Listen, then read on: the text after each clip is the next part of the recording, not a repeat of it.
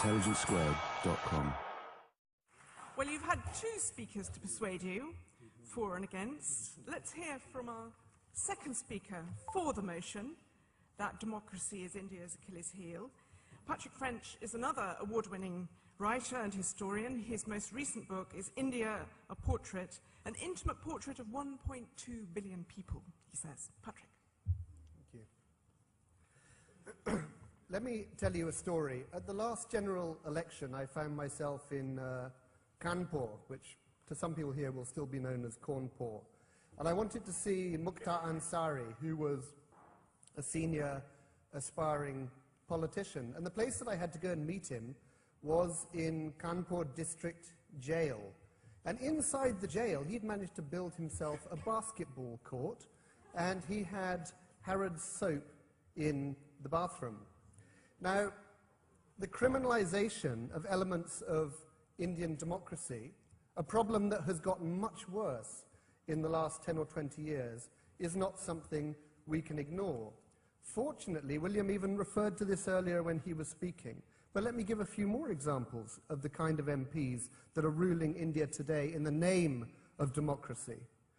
People who are charged with 3 cases of murder, 10 cases of attempted murder, house trespass causing hurt and mischief. You might say that every MP is probably guilty of mischief.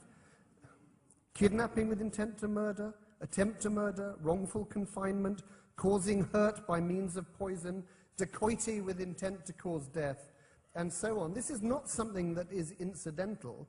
This is to do with the fact that in large parts of central and northern India, if you are a crime boss, you need representation in the state assembly with the MLAs, and you need it in the centre in the Lok Sabha with the MPs, and you make every effort to take over democracy, and that is what has happened to a large extent.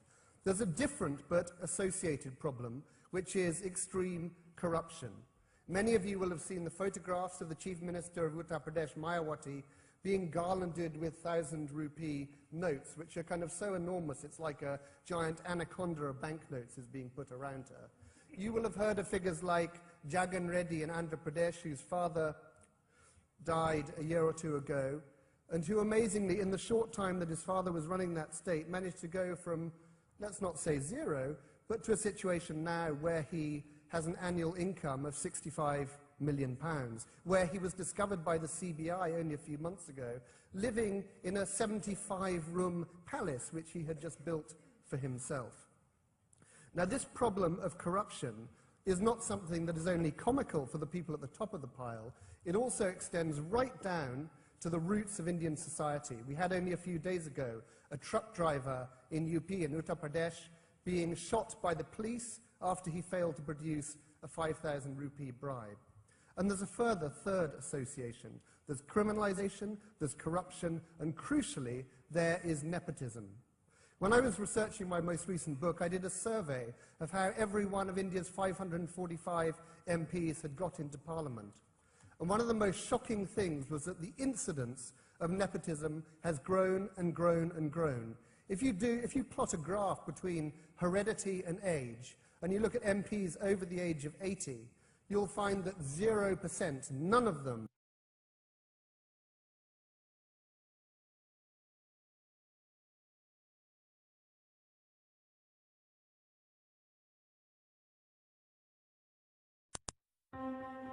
had got into Parliament.